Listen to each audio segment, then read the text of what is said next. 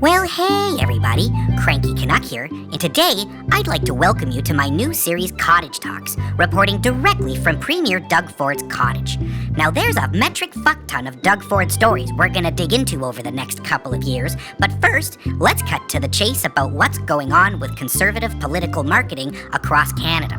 Since Trudeau was elected, the strategy has been to mostly rage farm on socials, look under any rock for a vote, and to turn opposition parties and people's brands into steaming dog shit.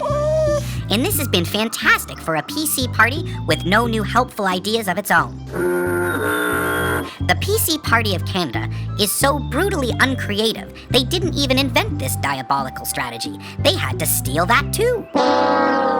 Making people think Trudeau is some sort of tin pot dictator seems a laughable proposition considering he has a minority government. But it's no fucking joke when millions of dollars of online advertising is used to do it. By destroying the Liberal brand and Trudeau's personal character, it helped create an information vacuum to insert some really shitty ideas in conversations. You see, the sinister plan by these conservatives was to force Trudeau's hand to bring the hammer down on the convoy.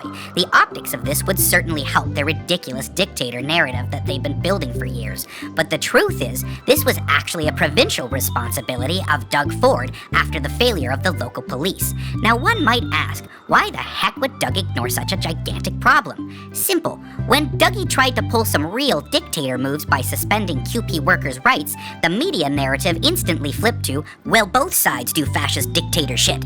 And holy fuck, this is where a whole lot of people just lost the plot. You see, we here in Canada have an Emergencies Act, so when terrorists are blocking billions in trade or setting up an occupation of hot tubs and bouncy castles in our nation's capital, we have some sort of fallback plan if local and provincial leaders fail to act. And as the inquiry has confirmed, there was no wrongdoing on Trudeau's part. The PC Party of Canada has decided, like their US Republican counterparts, that rage farming division and hate is a path to victory, but it's not. They are downright destroying our system of governance in favor of a hard-right agenda that appears to be in lockstep with fascist movements worldwide. And this is for the Greenbelt, you heartless fascist bastards! Make no mistake, Ontario is under attack by a Ford government elected by a mere 18% of our province. Dougie and his buddies are out to steal everything they can, right down to the wax in your grandmother's ears. The privatization and destruction of public schools and healthcare is just the beginning of the Ford Nation agenda. So chin up, Ontario. We've got a whole bunch of work to do. Until next time, stay frosty.